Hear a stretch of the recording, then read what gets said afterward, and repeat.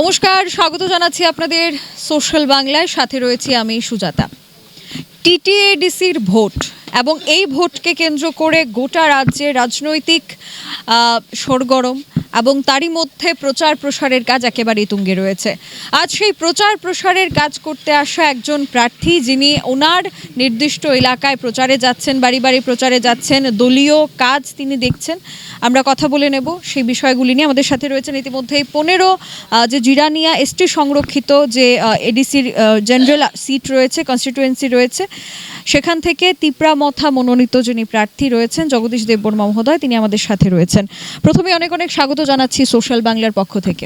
আপনাকেও ধন্যবাদ জানাচ্ছি এবং আপনার সোশ্যাল বাংলা মিডিয়ার মাধ্যমে রাজ্যবাসী এবং এডিসি এলাকার সমস্ত সম্মানিত নির্বাচক মন্ডলীদেরও আমি অভিনন্দন জানাই, নমস্কার জানাই।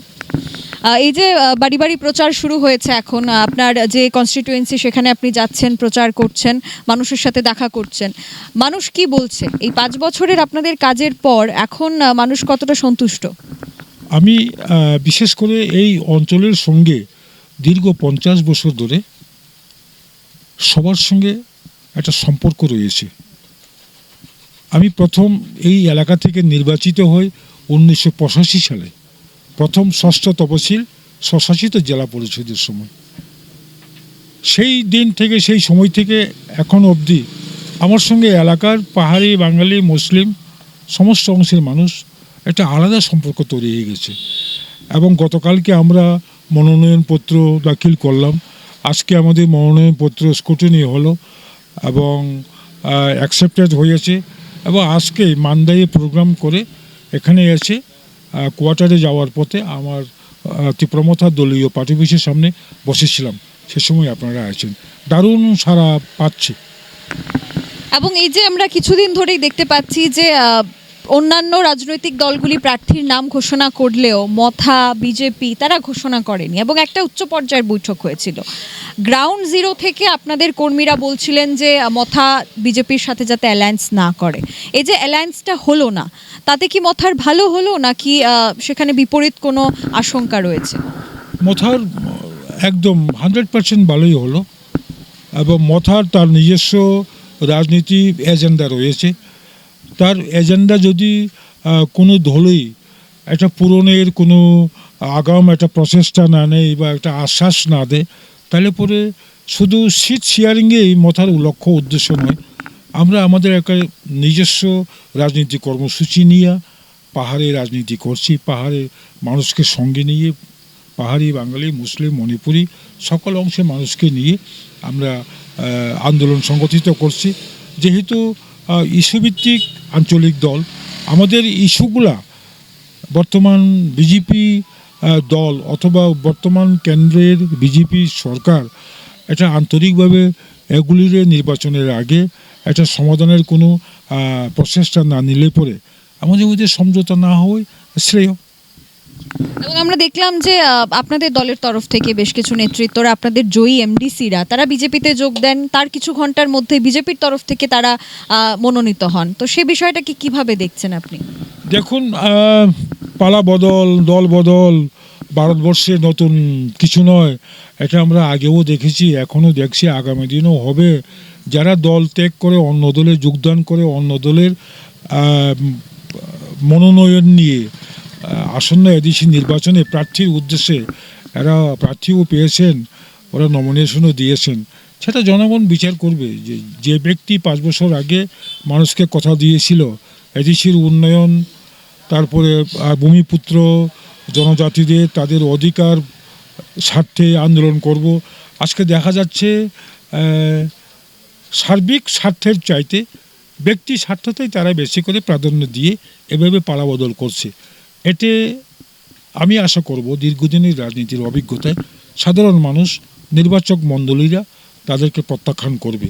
এগুলি হয়েই থাকে, তাতে আমাদের তিপ্রামথার কিছু হওয়ার, আমি সামনে কিছু হবে বা কিছু একটা অঘটন হবে এটা আমি দেখছি না। বরং মানুষ চিনতে পেরেছে কী ধরনের নেতৃত্ব মানুষের সামনে বলবে সার্বিক, আর সামান্য কিছু ব্যক্তি স্বার্থ বিঘ্ন হলেই এরা দল ত্যাগ করে, এটা মানুষই বিচার করবে। ভোটে তো প্রতিদ্বন্দ্বিতা হয়, এবার আপনারা 5 বছর ধরে ক্ষমতায় রয়েছেন, আপনারা এখন কাকে প্রতিদ্বন্দ্বী হিসাবে দেখছেন? বিজেপি, সিপিআইএম নাকি আইপিএফটি? এখন ধরুন, আমরা তীব্রমথা আঞ্চলিক পার্টি, মার্ক্সবাদী কমিউনিস্ট পার্টি, ওরাও তো একটা জাতীয় স্তরের দল, বিজেপি জাতীয় স্তরের দল, এবং এখানে কংগ্রেস, তারও জাতীয় স্তরের দল। আমাদের সবাই, আমরা তো সব দলের বিরুদ্ধেই আমরা লড়াই করছি। আমাদের সামনে কোথাও কোথাও একটা বিভিন্ন কারণে, ভৌগোলিক কারণে, তারপরে ডেমোগ্রাফিক কারণে আমাদের প্রতিদ্বন্দ্বী। আস্তে আস্তে আগামী কয়েকদিন পরে বোঝা যাবে কোন কেন্দ্রে কোন দল, বিজেপি, কংগ্রেস না সিপিএম এটা হবে, সেটা আগামী কয়েকদিনের পরে দেখা যাবে। তো সব দলেই আমাদের তীব্রমথার বিপক্ষ। আমরা সব দলের তাদের কার্যসূচি, তাদের কার্যক্রম, অতীত এবং বর্তমানের, এগুলি নিয়ে আমরা নির্বাচনে লড়ব। এবং আপনি আজকে যে এলাকায় এসেছেন সেখানে আপনাদের যে পার্টি অফিস, তার কথা আপনি যেটা বলছিলেন যে সেটা নাকি রাজনৈতিক সন্ত্রাসের কারণে সেটা আগুনের শিখায় চলে গিয়েছিল, আগুনের শিখরে ছিল সেটা। তো এর পেছনে কি কারণ? এর জন্য কাকে দোষারোপ করবেন? বা আইন শৃঙ্খলার পরিস্থিতি, পরিবেশ, কতটা মানুষকে আশ্বাস দিতে পারবেন যে আইন শৃঙ্খলা বজায় থাকবে? আইন শৃঙ্খলার দায়িত্ব রাজ্য সরকারের।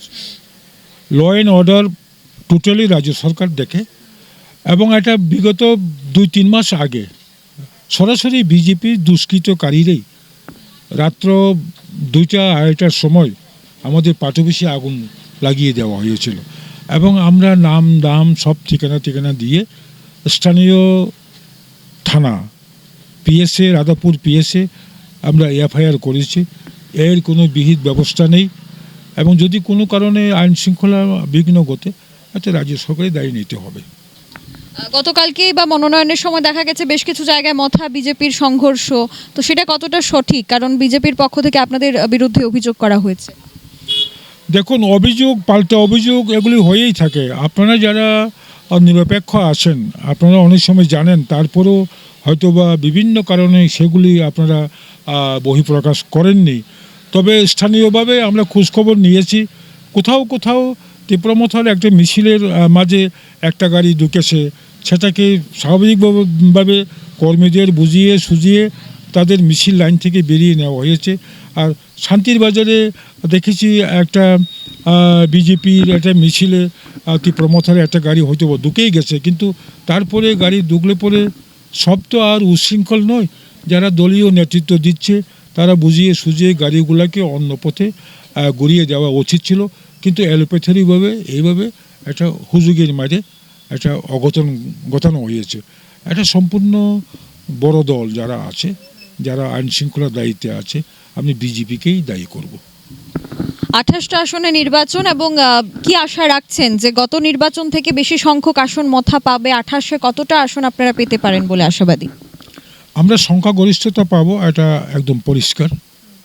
যেখানে যেখানে যাচ্ছি আমাদের সকল 28 জন প্রার্থী নমিনেশন সাবমিট করার সময় দেখেছি বিপুল সংখ্যক নর নারী, পাহাড়ি, বাঙালি, মুসলিম সমস্ত সম্প্রদায়ের মানুষ এগিয়ে আসছে, এবং এই 2026 সালের এডিসি নির্বাচনে আমরা আশা করব অন্তত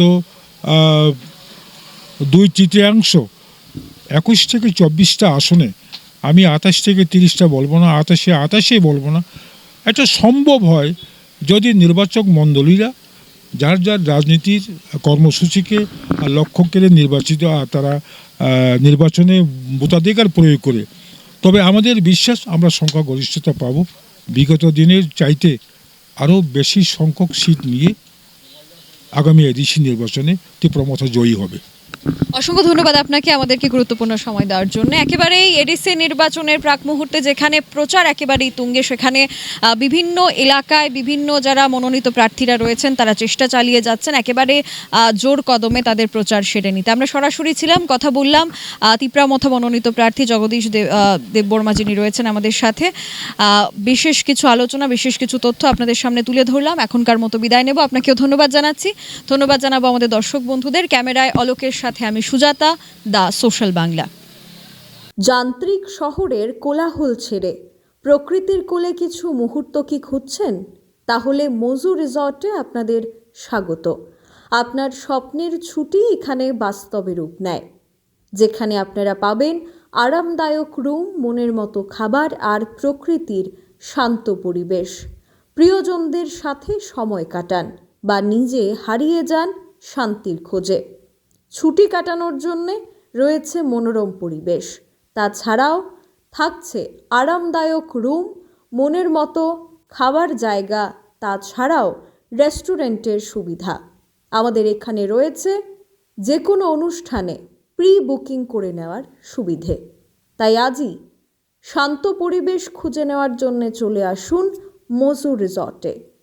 আমাদের ঠিকানা মসু রিসর্ট, মহেশখলা শ্যামাপ্রসাদ মোড়, বাইপাস সংলগ্ন গামছা চৌমুহনী এলাকায়। অগ্রিম বুকিংয়ের জন্য আজই যোগাযোগ করুন 6009298584 নম্বরে।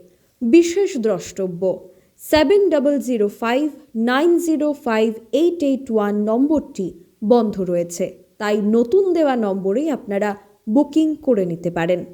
নম্বরটি হচ্ছে 6009298584 নম্বরে।